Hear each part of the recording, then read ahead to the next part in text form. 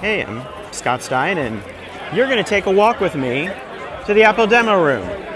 This is what it's like to exit the Steve Jobs Theater and actually go to the demo room. And this is what we do every year. This year, Apple designed a couple of new iPhones. 3 of them, iPhone XS, iPhone XS Max, iPhone XR, Apple Watch, and we are in the holding area. Thank you so much. Everybody will have an opportunity in the hands-on area. We're about to go in a sec.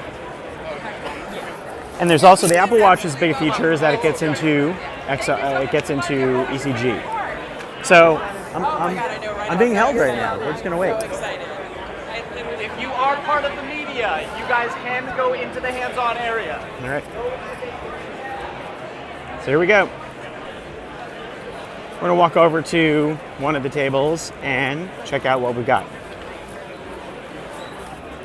Here is the Apple Watch Series 4. Now the big features here are the ability to take ECGs, electrocardiograms, by completing a circuit and being able to measure that for more accurate heart rate.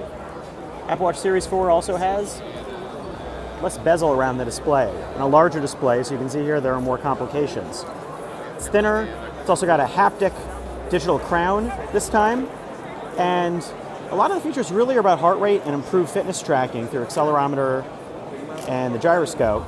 Battery life is really basically the same with a little more on battery life for workouts, 6 hours. But there was no watch face store announced, although there are new dynamic watch faces that Apple's making and some new looks. But if you're looking to download some other customized watch face through some sort of store, you're out of luck. The apps are redesigned too. It's interesting to see how those will play out on Apple Watch. There's a 40 and a 44 millimeter watch this time.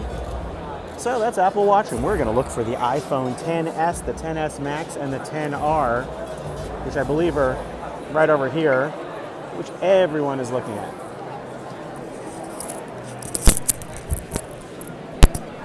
By the way,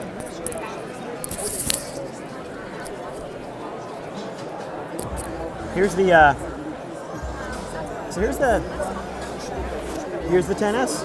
and the XS Max.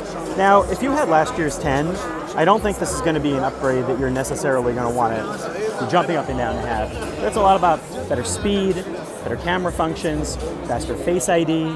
Battery life looks to be pretty much the same. It's an S phone, so you're looking at faster things. The Max is going to be the one that's intriguing, because if you really like the Plus and its larger display, that might be the one for you. 6.5 inches, and basically the same specs as the iPhone XS, but you're going to be getting a bigger screen, which means for games or for apps, things like that, that's probably what you're going to want to do. And now if you get in here, we're going to see the iPhone XS, but also the XR. The XR doesn't come out until October. But the XR is more affordable, meaning $749 and up. And it kind of looks like a hybrid of the iPhone 8 and the iPhone X.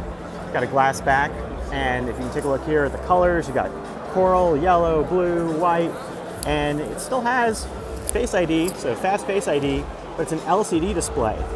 So that is different, and it still has the A12 processor. So how good will this be compared to the XS Max and the XS, which we can see all lined up here? Well, you're gonna have to wait till October to know. These are coming out in September. The XR is coming out in October.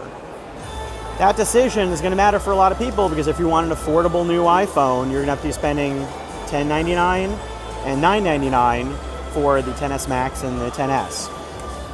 I'm curious to compare them all, and I'm not going to be able to do that till a little further down the road. If you look at the displays right now, they look fine.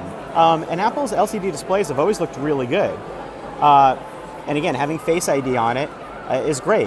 One notable omission to the XR, no 3D touch, which a lot of people don't like anyhow, but it has a haptic response that they say is kind of like MacBook trackpads. And on the back, it only has a single camera, not dual, but it's going to be able to still do portrait mode effects. We'll see how that works. Now the battery life, they said on the XR, is going to be an hour and a half better than the 8 Plus. So that sounds really promising. Battery life on the 10s Max is supposed to be like an hour and a half better than the 10. And I believe on the 10s it's 30 minutes better, so you're not really looking at any battery gain per se. If you've been waiting to get an iPhone 10, these are probably ones to get, but are you going to get the 10R? I don't know. There's a lot of decisions here.